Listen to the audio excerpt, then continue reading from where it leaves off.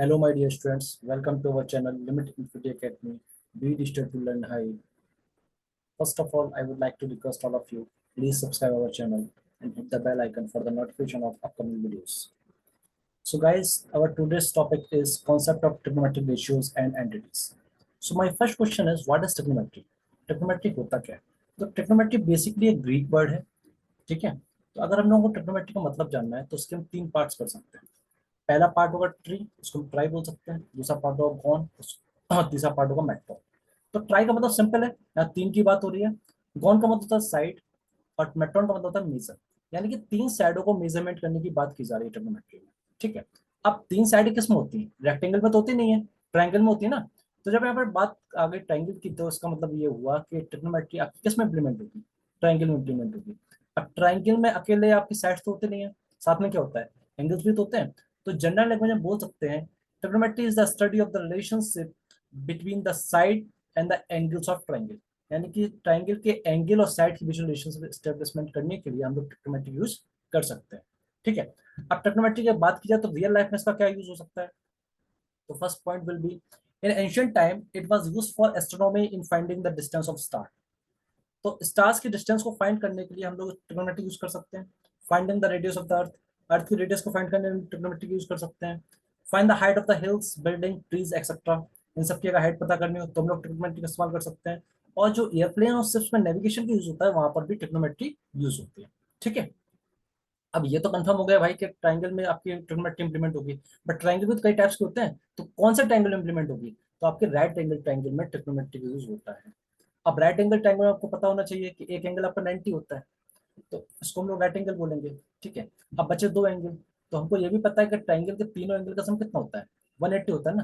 तो अब एक अकेला जब 90 हो गया तो बाकी जो दो बचे वो दोनों मिलाकर 90 होंगे, दैट मीन्स उन दोनों का सम 90 होगा। तो जब दो एंगल का सम 90 है, दैट मीन्स वो दोनों एंगल 90 से छोटे होंगे, 90 छोटे होंगे। तो जब एंगल 90 छोटे छोटे होते हैं तो उसको क्या बोलते हैं? एक्यूट एंगल बोलते हैं, करेक्ट। तो अब यहाँ पर तीन साइडों नाम दे रखे हैं, हाइपोटेनस, अपोजिट और एडजेसेंट। इसका मतलब क्या है, इसको समझते हैं। तो हाइपोटेनस पहचानना सबसे आसान है, the side opposite to the right angle. The side opposite to the right angle is called hypotenuse. जो साइड आपकी राइट एंगल के सामने होगी इसको हम लोग क्या बोलेंगे? हाइपोटेनस बोलेंगे। अब बात होती है बेस और परपेंडिकुलर की, कि भैया ये कैसे पता चलेगा बेस कौन सा, परपेंडिकुलर कौन सा है? तो ये आपका डिसाइड होता है हम किस एंगल की बात कर रहे हैं। आपका बेस और परपेंडिकुलर एंगल के एस्पेक्ट में डिसाइड किया जाता है। तो जैसे मैंने मार्क किया, ये एंगल थीटा मैंने बोला है, तो परपेंडिकुलर पहचानना बहुत आसान है। The side opposite to the angle, कौन सा एंगल? राइट एंगल नहीं, एक्यूट एंगल। बाकी जो दो एंगल आपके एक्यूट एंगल बचे उन एंगल की बात हो रही है। तो जिस एंगल के बारे में हम बात कर रहे हैं तो उस एंगल को हम थीटा मार्क करेंगे अगर, तो जो साइड होगी एंगल के सामने, the side opposite to the angle is called perpendicular. The side opposite to the angle is called perpendicular, ठीक है। अब एंगल किसी न किसी साइड पर बन रहा होगा ना, एक तो आपका हाइपोटेनस मिलकर बनेगा और दूसरी एक साइड होगी, तो उसको हम एडजेसेंट साइड, और या दूसरी तरफ उसमें बेस कह सकते हैं। बेस का हिंदी मतलब होता है आधार, यानी कि आपका एंगल जिस साइड एंड जिस लाइन पर बन रहा है उसको हम लोग क्या बोलेंगे? बेस बोलेंगे। तीनों चीजें क्लियर हो गई, hypotenuse, base and perpendicular. Hypotenuse will be the side opposite to the right angle is called hypotenuse. The second one perpendicular, the side opposite to the angle acute angle, वो वाला angle जिसकी हम बात कर रहे हैं उसको हम लोग क्या बोलेंगे? परपेंडिकुलर बोलेंगे। And the angle made on the side is called base, जिसको हिंदी में आधार बोलते हैं, ठीक है। आगे चलते हैं। अब यहाँ पे दो फिगर आपको मैंने दे रखे हैं, एक ट्रायंगल एबीसी, दूसरा भी ट्रायंगल एबीसी, बट मैंने इसमें फर्क किया दोनों में, कि यहाँ पे एंगल ए को थीटा माना गया और यहाँ पर एंगल सी को थीटा माना गया। तो इस वजह से दोनों के परपेंडिकुलर बेस चेंज हो जाएंगे। कैसे? हाइपोटेनस फिक्स है, the side opposite to the right angle, इसमें डाउट नहीं है। बट अगर फर्स्ट फिगर में देखा जाए तो एंगल ए को मैंने थीटा माना है, तो एंगल ए के सामने आपकी साइड कौन सी पड़ रही है? बीसी। तो for this angle theta the perpendicular will be BC. और आपका ये एंगल थीटा किस पर बन रहा है? ए बी बन रहा है ना, तो बेस क्या हो जाएगा? A B. और अगर इस वाले फिगर में बात की जाए तो एंगल सी को मैंने थीटा माना है, तो the side opposite to the acute angle that is called A B. तो ए बी आपका परपेंडिकुलर हो जाएगा, और एंगल आपका किस साइड बन रहा है? बीसी पे, तो आपका बेस क्या हो जाएगा? BC। तो आपका परपेंडिकुलर और बेस ये दोनों इंटरचेंज हो सकते हैं, या आपके किस बेस पे डिसाइड होते हैं कि आपके किस एंगल की बात की जा रही है। लेकिन आपका जो हाइपोटेनस वो फिक्स होता है, वो हमेशा राइट एंगल के सामने ही होगा। तो आपको ये तीनों चीजें क्लियर हो चुकी होंगी अब कि आपका हाइपोटेनस क्या होता है, बेस क्या होता है और परपेंडिकुलर क्या होता है। ठीक है, चलिए आगे चलते हैं। अब बात आती है ट्रिग्नोमेट्रिक रेशियोज की। तो बेसिकली आपके 6 ट्रिग्नोमेट्रिक रेशियोज होते हैं, sine cos tan cot cosec sec. ठीक है, तो एक एक करके हम बात करेंगे। तो सबसे पहले बात करते हैं साइन फंक्शन की।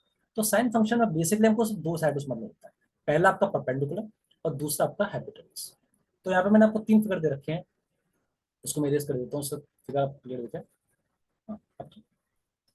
तो आपका पहला ट्रायंगल मैंने देखा सी एम एन, दूसरा ट्रायंगल सी ए बी और तीसरा ट्रायंगल सी पी क्यू। इसमें मैंने क्या किया है, एक पॉइंट सी को मैंने कॉमन रखा, यानी कि एंगल सी हमको तीनों ट्रायंगल फाइंड आउट करना है। ठीक है, तो जब एंगल सी के लिए हम साइन निकालने की कोशिश करेंगे, तो साइन बेसिकली कुछ नहीं होता है, आपका सब परपेंडिकुलर और हाइपोटेनस का रेशियो।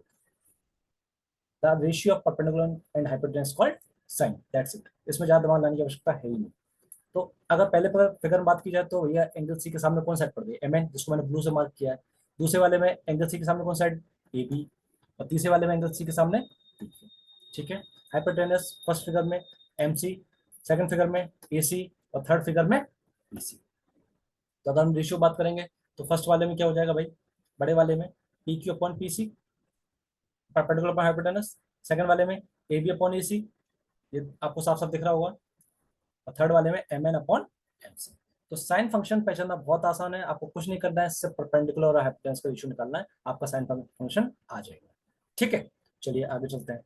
कॉस में क्या होता है भाई, कॉस में आपका एक बेस और एक hypotenuse, the ratio of base and hypotenuse called cos, that's it. तो तीनों फिगर में आप देख लीजिए, फर्स्ट फिगर में आपका बेस क्या होगा, सी एन, सेकंड फिगर में बेस क्या होगा, बी सी, और थर्ड फिगर में बेस क्या होगा, क्यू सी। हाइपोटेनस क्या होगा, M C, A C and B C. Correct. तो डेफिनेशन नीचे दे रखिए, the cosine of cos an acute angle in right angle triangle is defined as the ratio between the side adjacent side and base to the acute angle of the hypotenuse. यानी कि आपका base और hypotenuse का जो ratio होता है, उसको हम लोग क्या बोलते हैं, cos बोलते हैं, सिंपल। टेन, टेन में हमको परपेंडिकुलर और बेस से मतलब होता है, किसके से मतलब होता है, परपेंडिकुलर बेस से। तो सिंपल सा रेशियो होगा टेन का, क्या होगा, टेन सी की अगर बात की जाए, आपका perpendicular upon base, that is called ten. वही छोटी डेफिनेशन है, the tangent of tan and acute angle in right angle triangle is defined as the ratio between the side opposite to the acute angle and side adjacent to the same acute angle। Okay, चलिए। अब ये तीन तो आपके हो गए, sign cos ten. अब बाकी आपके कौन से बचे, sec कोसेक एंड कॉट। तो इसको हम लोग रेसिप्रोकल फंक्शन या रेसिप्रोकल एंटिटीज बोलते हैं। मतलब साइन का रेसिप्रोकल होता है कोसेक, तो साइन का रेसिप्रोकल कोसेक होगा तो कोसेक का रेसिप्रोकल साइन होगा ना, as simple as that. Cos का रेसिप्रोकल क्या होगा, सेक, तो सेक का रेसिप्रोकल कॉस होगा। सिमिलरली टेन का रेसिप्रोकल क्या होगा, कॉट, और कॉट का रेसिप्रोकल क्या होगा, टेन होगा। तो साइन का पेयरिंग है कॉस कोसेक के साथ, कॉस की पेयरिंग है सेक के साथ, और टेन की पेयरिंग है कॉट के साथ। ठीक है, आसान है। तो जब हमको साइन कॉस टेन निकाल चुके हैं, तो हमको कोसेक सेक और कॉट निकालने में कोई ज्यादा दिक्कत नहीं होनी चाहिए। सेक क्या हो जाएगा भाई, वन अपॉन कॉस, तो कॉस आपका क्या था, बी अपॉन एच, यहाँ पे एच अपॉन बी, सिंपल। तो सेक वन अपॉन साइन, तो आपको वो क्या था, एच अपॉन पी। अपोजिट से यहाँ पर मतलब परपेंडिकुलर से ज्यादा इसमें कंफ्यूजन की जरूरत नहीं है। तो वन अपॉन साइन यानी कि एच अपॉन पी। और कॉट आपका टेन का रेसिप्रोकल, तो वो हो जाएगा base upon perpendicular. Okay, as simple as that. अब आपको ये 6 रेशियो पता चल चुके हैं कि कौन सा रेशियो क्या होता है, लेकिन अब याद कैसे किया जाए, याद करने का कोई तरीका होना चाहिए ना। तो उसके लिए मैंने टेबल बनाई है, आप देख पा रहे हो, आप लिखा हुआ है P B P H H B, और ऊपर लिखा हुआ sine cos tan cosec sec cot. अब इसी पैटर्न पे आपको ये याद करना है, तो मैं इसको साइड में अलग से लिख दे रहा हूँ, P B P H H. अब ये दो लाइन अगर आपने याद कर ली, तो आपके 6 के 6 ट्रिग्नोमेट्रिक रेशियो तैयार हो जाएंगे, इसमें आपको ज्यादा टेंशन लेने की आवश्यकता है ही नहीं। मैंने पहले क्या लिखा, साइन, साइन का मतलब B upon H, cos B upon H, tan B upon B, cosec opposite पढ़िए उसको, H upon P, sec H upon B, cot B upon P. ठीक है, तो अगर आपको ये अब ये दो लाइनें याद करनी है, दो लाइनें याद करने की छोटी सी ट्रिक है, अगर आपको याद रहे तो बहुत अच्छी बात है, ये चीजें बहुत आसान कर देगी। तो पीवीपी की फुल फॉर्म बना लो और एचएचबी की फुल फॉर्म बना लो। तो पीवीपी की एक मैंने फुल फॉर्म बनाई है, जो मेरे सर ने आज से मुझसे 15 साल पहले सिखाई थी, मुझे आज तक याद है, और मैं आपको बता दूंगा, आप भी कभी जिंदगी में नहीं भूलेंगे। PBP, Pandit Badri Prasad, P for Pandit, B for Badri, P for Prasad. HHB, Har Har Bhole, Pandit Badri Prasad Har Har Bhole. एक तो ये हो गया। एक दूसरा भी इसका, P for Pakistan, B for भूखा, पी फॉर प्यासा। पाकिस्तान भूखा प्यासा, हिंदुस्तान हरा भरा। एक तो सच भी है, बट इसको मतलब मजाक के तौर पे लीजिएगा। पाकिस्तान भूखा प्यासा और हिंदुस्तान हरा भरा। तो दो लाइनें मैं आपको समझाई। पहली, पंडित बद्री प्रसाद हरा बोले, ऐसे याद करना चाहो तो ऐसे याद कर लेना। दूसरा, पाकिस्तान भूखा प्यासा और हरा हिंदुस्तान हरा भरा। तो ये दो तरीके हैं आपको ये छह के छह ट्रिग्नोमेट्रिक रेशियोज याद करने के। अगर आपको ये छह ट्रिग्नोमेट्रिक रेशियोज याद हो गए तो आपको कभी भी जिंदगी में कंफ्यूजन नहीं होगा, खासकर ट्रिग्नोमेट्रिक। ठीक है।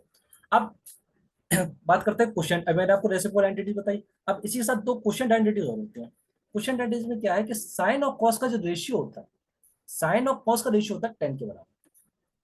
साइन और कॉस का रेशियो क्या होता है? 10 के बराबर। और 10 का रेसिप्रोकल को पता था पहले से, कॉट। तो कॉट का रेसिप्रोकल हो जाएगा कॉस और साइन का रेशियो। 10 होगा साइन अपॉन कॉस और कॉट होगा कॉस अपॉन साइन। सिंपल। ये भी एंटिटीज आपको याद करनी है। इसके बाद एक छोटा सा क्वेश्चन ले लेते हैं। Using the given figure find all trigonometric ratios for the angle B. यानी एंगल बी ये है, इस एंगल के लिए हमको सारे ट्रिग्नोमेट्रिक रेशियोज फाइंड करने हैं। मैंने यहाँ पे छोटी सी एक छोटा सा इसमें दिया क्लाइमेक्स टाइप का कि अगर ध्यान से देखो तो मैं चाहता आपको एंगल ए भी दे सकते हैं, बट मैंने आपको एंगल बी दिया। क्यों दिया? जनरली बच्चों की थिंकिंग क्या रहती है, उन्होंने देखा कि परपेंडिकुलर साइड क्या होगी, जो वर्टिकल लाइन होगी, और बेस क्या होगा, जो हॉरिजॉन्टल लाइन होगी।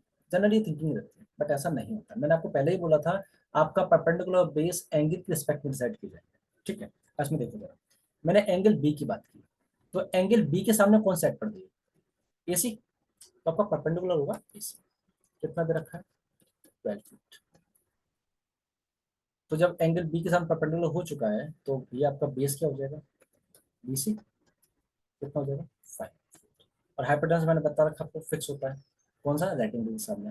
The side opposite to the right angle is called hypotenuse. तो आपकी हाइपोटेनस क्या हो जाएगी भाई? A B. कितनी? 13 feet. As simple as that. तो एक एक साइड निकाल लेते हैं। पहला क्या होगा? Sine B.